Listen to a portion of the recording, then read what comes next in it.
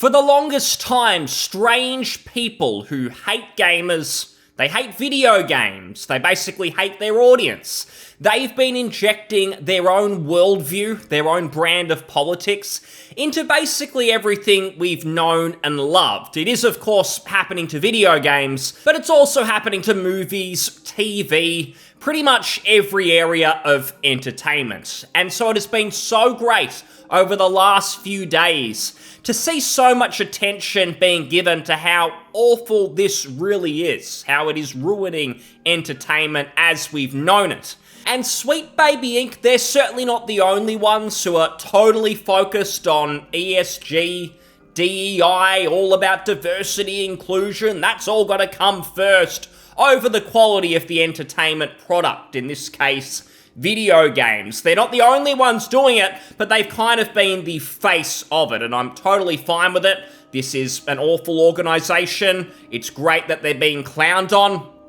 And the Sweet Baby Inc. detected Steam curator is now up to over 230,000 followers. It's massive. This is without any real mainstream attention, although a lot of the gaming publications have started to talk about it. So I want to kind of give an update on where everything is at, and also how the net is kind of widening. Everyone was laser focused on Sweet Baby Inc., but there are a lot of organizations like this out there, and we're now learning even more about that, how deep this rabbit hole goes. But first, some good news. So a few days ago, it actually seemed like the Steam curator that Sweet Baby Inc. detected, it may actually get shut down. And this was always a bit of a fear.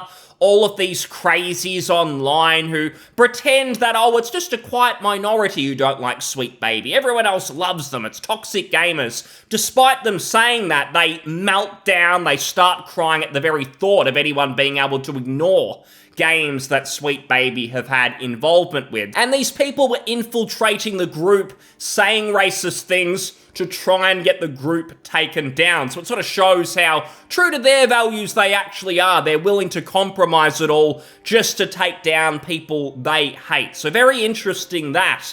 But fortunately, it's not happening. The Steam group is not getting banned. The Sweet Baby Inc. detected curator seems to be here to stay. And the evidence of that, there's a post here on a gaming site where someone, I guess dooming, says it seems inevitable that the group is going to be banned or deleted by Steam.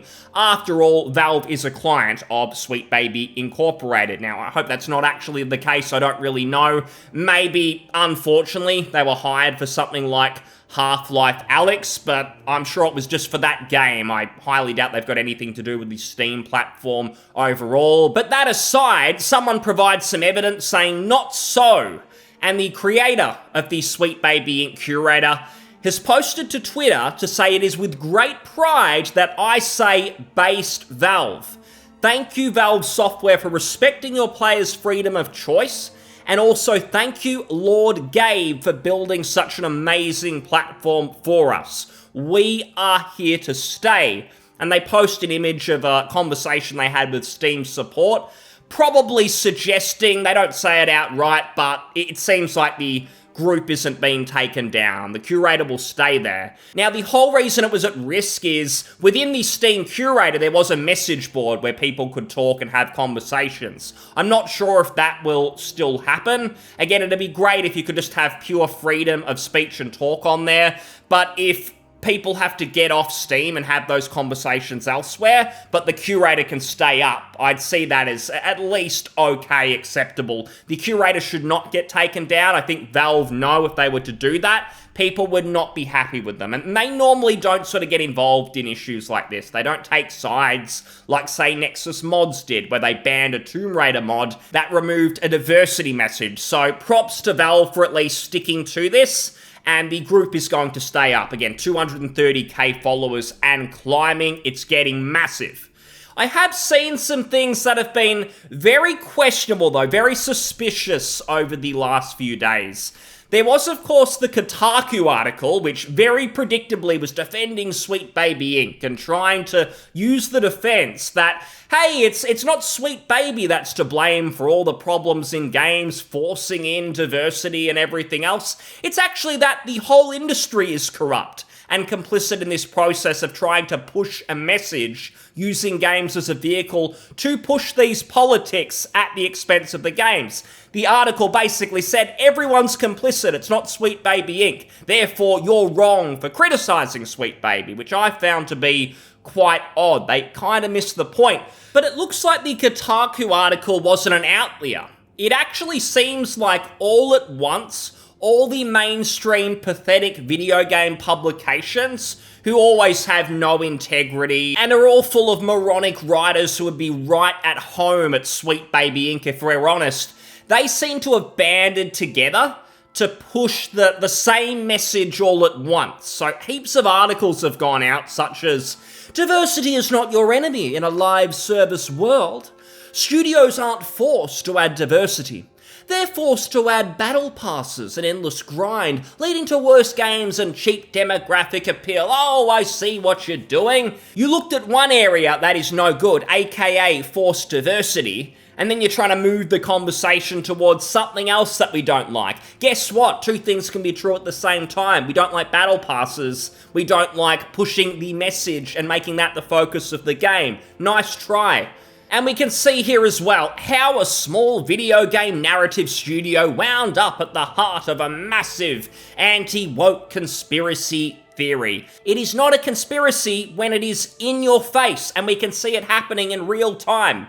The co-founder of Sweet Baby Inc. She literally went on stage and she told everyone, this isn't even just about video games. We want to change the world. We're not going to rest until these crybabies, not referring to themselves despite the name, referring to basically gamers who just want to play an enjoyable game where politics, at least an agenda-driven brand of politics, isn't the primary focus. We just want to play a game that is creative, that isn't about compromising the entire video game medium purely to lecture to us and re-educate us, which is exactly what's going on. So you can throw the conspiracy buzzword out there, but it means nothing when you can just open your eyes and look at what's actually happening. And then PC Gamer, of course, is useless as usual.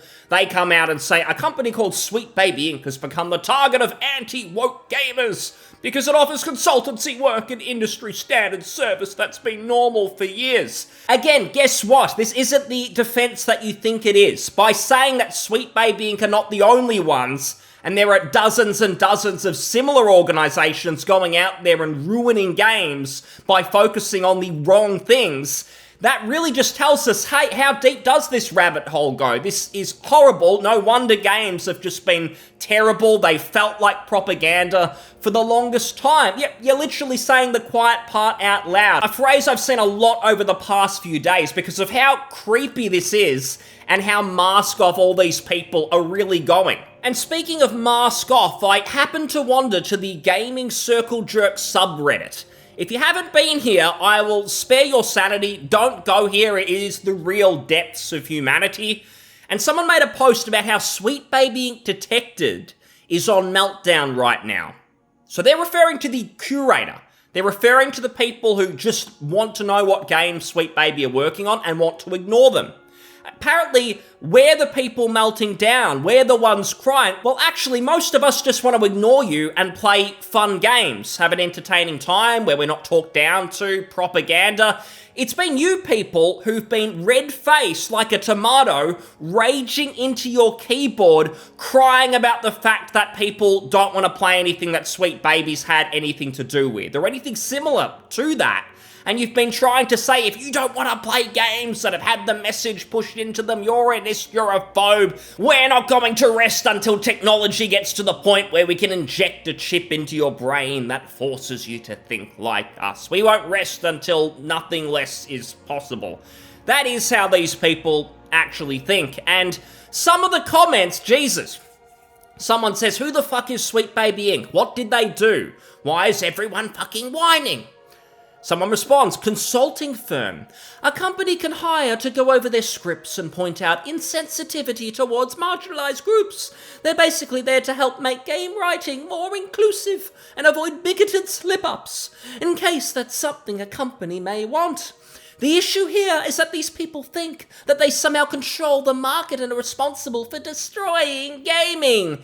Now again, this is a straw man I see thrown around all the time. Are there a handful of people who are maybe a bit misguided and think that Sweet Baby Inc. are literally the bane of existence and the sole reason that every game is bad? Maybe there is.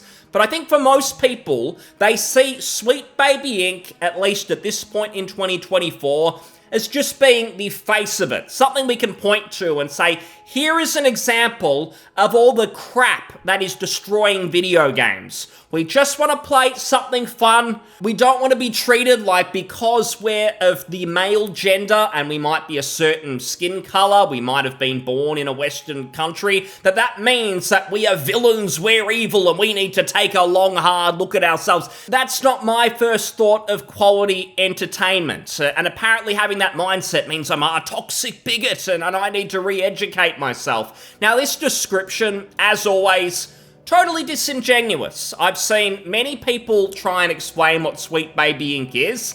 Every single time, they even water down what they've got on their own website. If you go on their website, they talk about how they're going to focus on diversity. If you listen to the co-founder, all they talk about is how the players, people like us who just want to enjoy games, they're crybabies. So they don't even pretend. They're not even pretending that, oh, we're just touching things up in here and there. They've tried to say that a couple of times, but again, they've gone mask off, and they've admitted what their true intentions are. So you can give your own sad description of things, but it's not accurate. And then someone here, he goes off the deep end. That is actually funny. People should just play games and not get so hung up on a big boogeyman that's trying to control their damn minds. That is all we want. We just want to be able to play and enjoy it. We can't because of Sweet Baby Inc. and all of these companies like it. Not even just the companies themselves, but the people actually working on the games. Because again, the reason that the curator is so great that tells us the devs, the game companies that hire Sweet Baby Inc., is it usually tells you which companies are infested internally with this mindset, where it's politics first, their brand of politics, and games second. So it's not just about that Sweet Baby worked on the game, it's the fact that a company would be willing to hire them in the first place. If they're willing to do that, their priorities, they're not well-intentioned, they're not focusing on the right things. The worst thing a consultant can do is A, leech money off billionaires. Morally good. What are you talking about? What has that got to do with anything? B, ruin a AAA studio with bad advice. Oh no, how will I get my yearly FIFA games now that football has gone woke? I think you're focusing on the wrong people. Those that are annoyed about this and who are following the Sweet Baby Inc. detected group, I don't think they're really playing FIFA. You're talking to the wrong crowd there. While the benefits usually vastly outweigh any hassle that might be the case, you're telling me I could have a better written story because people hired to read my script actually read it and have constructive feedback? Preposterous! Okay then, how about you give me an example of a modern game that is better than what we had even 25, 30 years ago? If I go back and I play the original Metal Gear Solid games, which, by the way, they are political, because I see this straw man thrown around too, which is like, oh, so you're saying games have never been political, have you? Here's a list of games that absolutely were political, so you're just a liar. I see that all the time. There is a very clear difference between putting politics in a game, because there are people who say get politics out of games, but I think what those people really mean, at least my interpretation, is that if you're going to put politics in a game or in media, it's got to be nuanced to some extent. If you're just putting it in the game or putting it in the movie or whatever, and it's purely just to talk to the audience, almost break the fourth wall and say, you should think like this. If you don't, you're a bad person, like these bad people in the movie who are cartoon characters, essentially. They're evil because they represent Donald Trump or whoever it might be. That is the difference. If I play an older game, let's say the original Fallout, if I play the original Vampire the Masquerade Bloodlines, absolutely there is political representation in those games, but I've never felt lectured to. I felt like I had choice and that it wasn't all black and white, that you might see the good sides of beliefs and you might see the bad as well. And at the end of the day, we're all human, and no matter what you believe, there's not always a good or bad answer, wrong or right choice. It is nuance. That does not happen anymore, because you get these characters who are thrown into the game, and they're a minority or whatever, and they'll be totally flawless, they can never put a foot wrong, and then everyone who maybe looks like me in the game is a bumbling moron who gets everything wrong, is the butt of every joke, and basically has zero backbone. Everyone laughs at them, and apparently that's good. Apparently that's correcting history or something. Well, I personally don't find that to be very entertaining, and as soon as I see that, I'm ready to turn the game off and look for a refund. If possible. It's just not entertaining. If I'm going to spend money in my free time, I want to enjoy what I'm doing. And that's a lot of the reason I end up going back and playing older games. I mentioned Metal Gear Solid because I'm playing it for the first time at the moment, and yeah, it's a little bit older, but I gotta tell you, it's more entertaining than most of the shite that we get these days. And then we get this. Someone says, the thing is, it's not like Sweet Baby is knocking on every dev's door screaming, problematic. The devs hire Sweet Baby for consulting. It is a conscious decision that they go, hey, we're writing this character situation, whatever, and maybe we don't have the full picture. Better safe than sorry because we're not assholes. Politicians and companies also do PR. Not the same thing, but the same vibe of checking what you see and how you say it. How many times do I have to read this argument where you try and imply that because the devs or the game company happily hired them, it's all okay? No, it isn't. That is the root of the problem, that these game companies are infested with people who think it's money well spent to knock on Sweet Baby's door and invite them in. That is the saddest, most pathetic part of this. And I only hope that with a Steam group like the Sweet Baby Inc. Detected that tells us which games Sweet Baby have been hired for, that many people ignore all of the games that a studio who would hire these clowns have worked on. And same with Similar, because it's, again, not limited to Sweet Baby.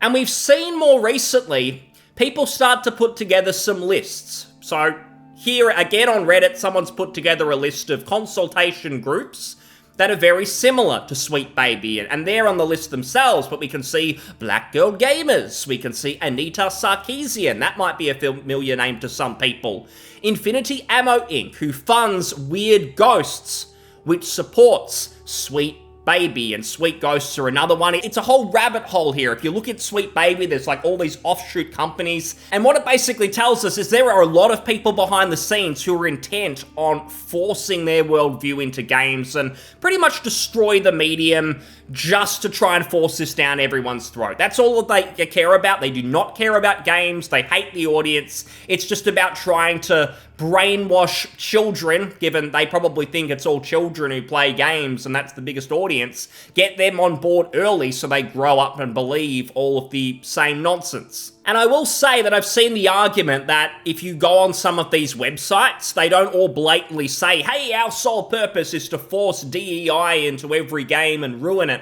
They don't blatantly all say that. Sweet Baby is probably one of the ones that have gone full mask off and just made it obvious.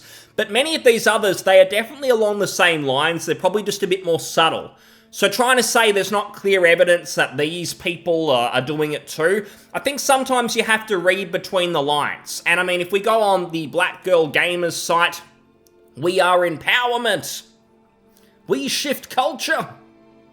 I think they mentioned equity, another one thrown around, another buzzword. We have impact. I mean, if this organization is involved and being paid to assist the game, you know what that means. We don't really need a whole lot more evidence than that. The writing is on the wall.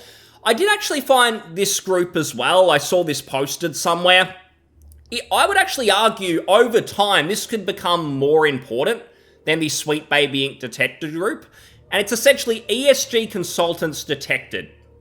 And what they say is, in solidarity and alleviation of our gamer brothers over at Sweet Baby Inc. detected, we look to find and detect which games have been affected in similar fashion from all ESG consultation companies. Now, this is good because finding evidence that Sweet Baby worked on a game, that's probably not that difficult, whether it's on their website or it's in game credits or something like that. I know they're trying to hide some of that, which games they've worked on, but it's probably not too tricky. However, these similar consultation groups, maybe that's a little bit harder for the average person who does not have time to be sort of looking up, all right, who worked on these games? Do these align with my values or whatever? So just having a group that compiles all of it together could be quite handy, and we can see an example, a description on each of the games, where for this one up the top, Under the Waves, detected Acti-Zero involvement as story consultants and lead writers. Now, if we go to actizero.com and we have a bit of a look, they're a narrative design agency. They don't specifically mention that their focus is pushing inclusion, diversity into games. However, if we look at who actually works here, it's a small organization, and one of the main team members, it looks like it's the owner, or at least the most senior person. Their name is Cindy Asselin de Beauville. And they are a Martinison demi-female involved in LGBTQ, gender, race, and ecology issues. Certified tea addict. Now, if this person is working on your game, where do you think the priority is realistically going to be? Now, I can't say that for certain, and maybe some people have more evidence, but I'm okay with this company being on this list, being on this filtered group to sort of say, hey, these people hired Acti-Zero, that person that we just saw, to work on the game. What was the reason for that? Why is it they couldn't just use their own internal writers? Why did they have to look elsewhere and bring more people in? Was it to get the old ESG score up? And many people try and say, oh no, ESG, it's all a conspiracy theory that companies care about it. In real life, if you're in the real world, I'm going to give you an example. In my day job, I work on tenders sometimes, which is essentially me having to fill out a big document that gives us the chance to work with the company that has issued the tender. Now, in that tender, some of the content will be about the work that the company I work for actually does, what we're going to be providing them. However, as you get further through, there will almost always be a big section on ESG. And essentially, if you can't prove that your business is diverse enough, inclusive enough, and you've hired people not necessarily based on merit, but you've hired at least some people based on other things like gender, skin color, nationality, a lot of things like that. If you can't prove it, you may lose the work and potentially lose millions of dollars and keep the roofs over your heads. So it is a genuine thing. So you would think that the game companies here who've hired these clowns, there is a reason for it. And it's not because of they're such incredible writers, we've had to look externally for these experts. No, it is to push in what you would expect these days, which is worldviews and forced diversity. There's some others like that. Firewatch, detected Anita Sarkeesian under special thanks in the credits. It's honestly good to see it compiled, and having played Firewatch, I am not surprised. It's been years, but yeah, that is a game where they are certainly pushing things like that. So again, it seems like people's eyes are opening. Sweet Baby Inc., people will continue to talk about them, but the veil is kind of being lifted that there are so many organizations like this out there, these different consultancy groups, and if you look up the chain, it looks like a lot of them have big money backing as well. It all feels like a big Ponzi scheme almost now, where these organizations are set up to push politics of a certain nature. Companies hire them, spend money on them, and that means that they're eligible to get funding from the big corporate firms, the big money companies, the usual suspects, the BlackRocks and so on that you would expect. It's nice to see people waking up to it. I hope it keeps getting covered, and I hope at the end of this we just see more sales for the companies and the games that are actually doing the right things. They're focused on entertaining us. They're focused on being games first and foremost for players, everyone to enjoy. So thanks so much for listening. I'll see you on the next one. Cheers. Bye.